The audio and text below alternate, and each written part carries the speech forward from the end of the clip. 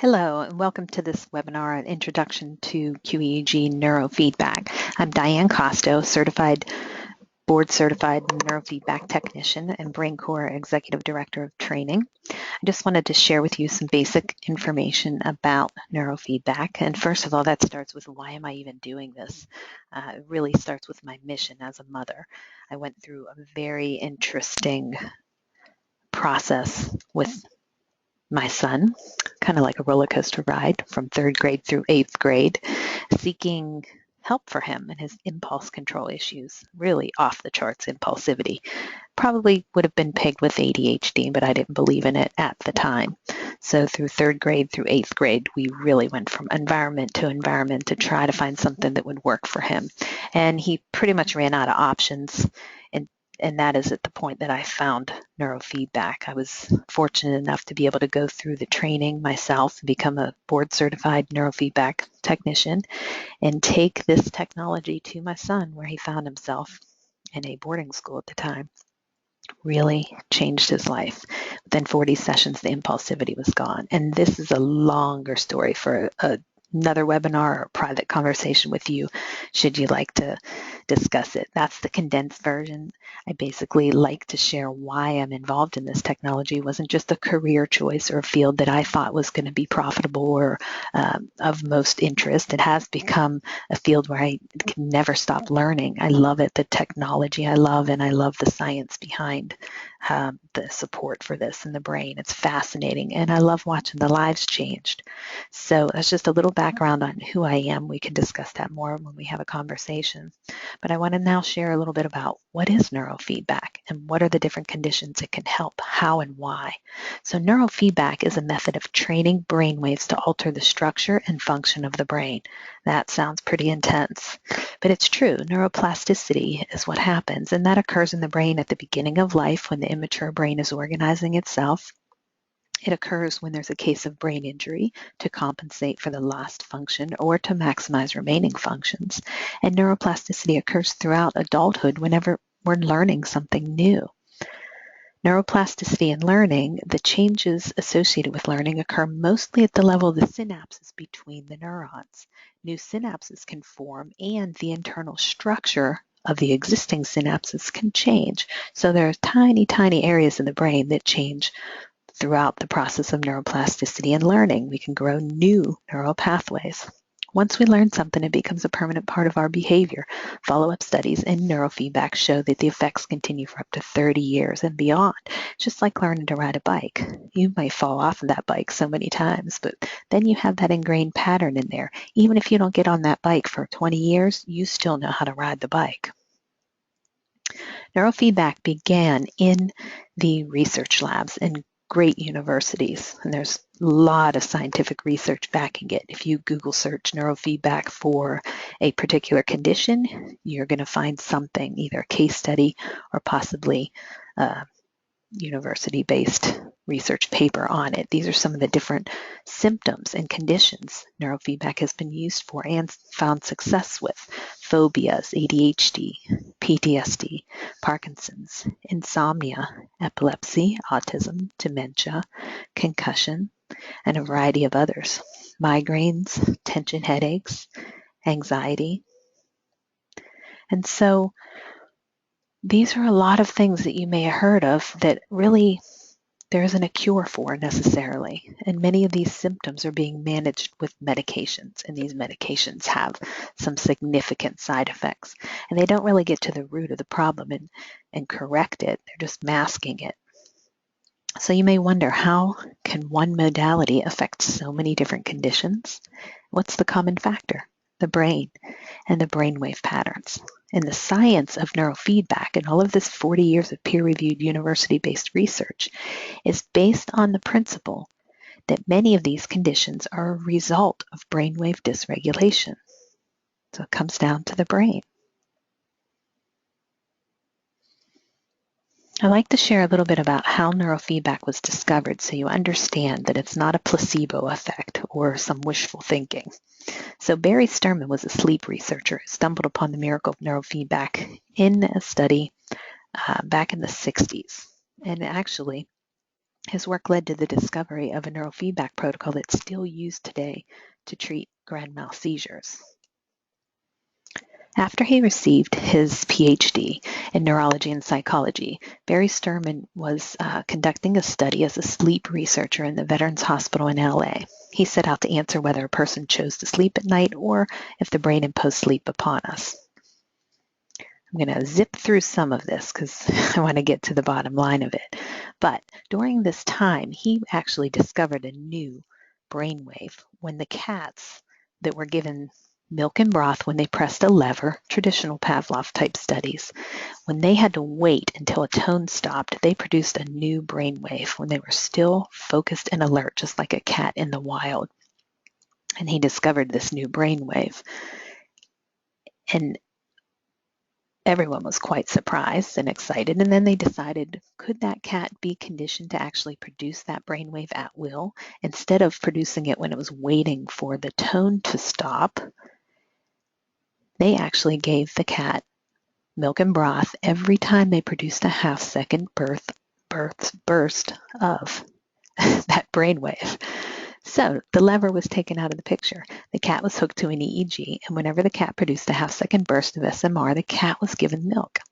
And guess what? Those cats were trained to produce that brainwave at will. Totally unrelated to his previous studies, STERMAN was commissioned to figure out why the astronauts were developing seizures when they were exposed to rocket fuel. So, again, the cats came into the picture. This time they weren't as fortunate. They didn't get milk and broth, but he actually injected 50 cats with hydrazine rocket fuel. 40 of them developed seizures an hour after being injected. Well, what about the other 10? STERMAN found out that those 10 were carried over from the prior experiment when they were taught to produce SMR at will. So the cat's seizure threshold had been increased. Their brains were now functionally altered to prevent seizures. These studies demonstrated the effects of neurofeedback were clearly physiological and not a placebo. So the structure and function of those cats' brains were changed enough to make them resistant to seizures. Of course, now they saw the value in this, and they decided to test the theory on humans. The results were incredible, 70% reduction in grand mal seizures. And the results were replicated in several other laboratories throughout the world and published in the Medical Journal of Epilepsy in 1978. So Joel Lubar also built upon Barry STERMAN's work and developed a protocol for ADHD and ADD that's still used today. There are well over 100 published articles on ADHD, and there are more than 25 studies showing the efficacy of neurofeedback for ADHD. In fact, Dr. Frank H. Duffy, a professor and pediatric neurologist at Harvard Medical School, actually states, neurofeedback should play a major therapeutic role in many difficult areas. In my opinion, if any medication had demonstrated such a wide spectrum of efficacy, it would be universally accepted and widely used. Again, remember, the common factor is the brain.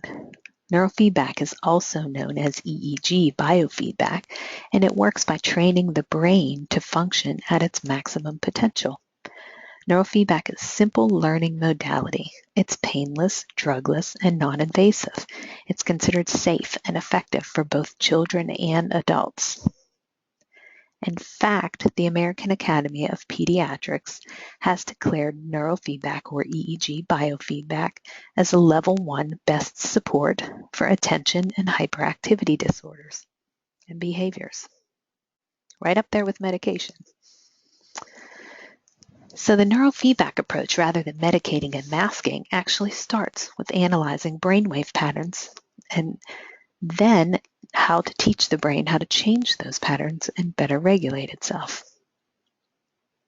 Neurofeedback is based upon the principle that there's a normal pattern of brainwave activity and the brain regulates itself based upon these patterns. Research demonstrates that this normal pattern may become disrupted, resulting in a dysregulated brain, causing neurological symptoms. So, some of the different reasons that brainwave imbalance or neurological dysregulation can happen is just changes in the brain structure or genetics, developmental interruptions along the way of developing, drugs, prescriptions, toxins, poor nutrition, subluxations of the spine, trauma, stressors, both physical and emotional. These are some of the things that can change those normal, healthy brainwave patterns. So first, we're going to identify those patterns with a quantitative electroencephalogram, or a QEG. In addition to identifying global dysregulation, brain core mapping software will also identify focal sites of dysregulation. Our data with brain core actually gets compared to functional MRI studies as well, so we can look at very specific areas of the brain and then global patterns of the brain, and we can detect where the brain waves are properly ordered and what areas the brain waves are not properly ordered. We then get a statistically best protocol to follow to help retrain those patterns, and we'll talk about that in a moment. So these are some of the common global patterns that we see that go hand in hand with the symptoms that a lot of people are struggling with when you're slower processing waves. Delta and theta waves are not properly ordered. You tend to see ADHD, hyperactivity, impulsivity, hyperemotional, disorganized. Traumatic brain injury falls into this category. Dementia, a lot of learning disorders, autism, easily distracted, and on. You can see the list. This is what happens when your mid-range processing waves, alpha waves, are not properly ordered. This is when we often see mood disorders, depression, a tendency to be very, very hard on yourself, self-deprecation, rumination, constantly going through negative scenarios and repeating them, not being able to let them go, tendency to be irritable or maybe even avoidant and withdrawing from others, fibromyalgia. These types of moodiness, mood disorders, tend to fall into play when your alpha brainwaves are not properly ordered. And then there's beta dysregulation, fast processing waves. These are brain waves that can cause, when they're not properly ordered, panic attacks, worry, hypervigilance, a sense of restlessness, trouble sleeping, anxiety, OCD symptoms. Again, headaches, obsessive thinking. And so now, once we identify these patterns that are off, how can neurofeedback actually work?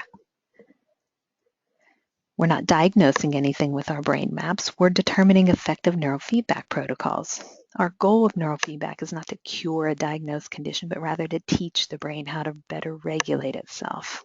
So, based on the measurements in the QEG brain map report, we get a statistically best protocol to follow to help retrain those brainwave patterns. And by a protocol to follow, this is how the process works. When someone comes into the office, the individuals are hooked up to a computer using some sensors, and the computer reads their brain waves. That information is displayed on the technician's monitor. The software will automatically detect when the brain waves are properly ordered, and it feeds that information back to the client. This feedback will appear in the form of a game, a movie, or a sound which signals the client that the brainwaves are becoming more ordered. It might be keeping a roller coaster moving. That roller coaster will move when they're meeting the proper brainwave patterns, and the roller coaster will stop when they're not meeting those patterns. Maybe a DVD or a movie. That movie will play brighter and louder when the brain is meeting the patterns we want, and it'll go dimmer and quieter when it is not. And it's just like going back to the cats with the milk and broth. When you give them a little bit of milk and broth, when they produced a half-second burst of that brainwave, their brains wanted to produce more of that brainwave, and they were able to do that. So it's the same with a person, except we're getting a visual and an auditory reward, basically. The brain wants to see the video brighter and louder, and it will figure out what it has to do to make that happen. So it's exercising the brain in very specific frequencies. And the big idea is that when you have information on what your brain is doing, your brain can use that information to change how it works. So how long does it take to get results? Trainees typically come in for about 40 sessions in our offices, about 13 hours of neurofeedback. They come about twice a week or more. Each session's generally around 45 minutes long. We typically begin to see changes in about 5 to 8 sessions. Again, learning is permanent. This is not an overnight or a quick fix or a magic pill. This is actually teaching the brain how to change how it works and creating new pathways, changing the structure and function of the brain. We have quite a few testimonials. If you'd like, we could share those with you. I'd like to also invite you, I know this is a quick overview, but if you would like to speak personally with me about your particular situation and whether you may be a good candidate for neurofeedback, or if you want to share and hear a little more of the details of my story and some of the science behind this, I'd be happy to speak with you. You can schedule a time easily to get on my calendar through this link, meetme.so/Diane Costo. It's scheduled once, meetme.so/Diane Costo. I really look forward to speaking with you, and we'll have more webinars and information out there for you in the future.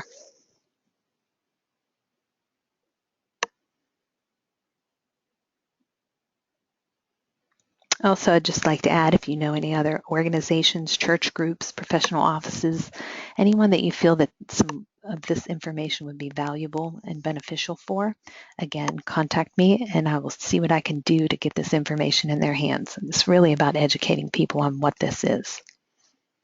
Thank you for your attention, and I look forward to hearing from you.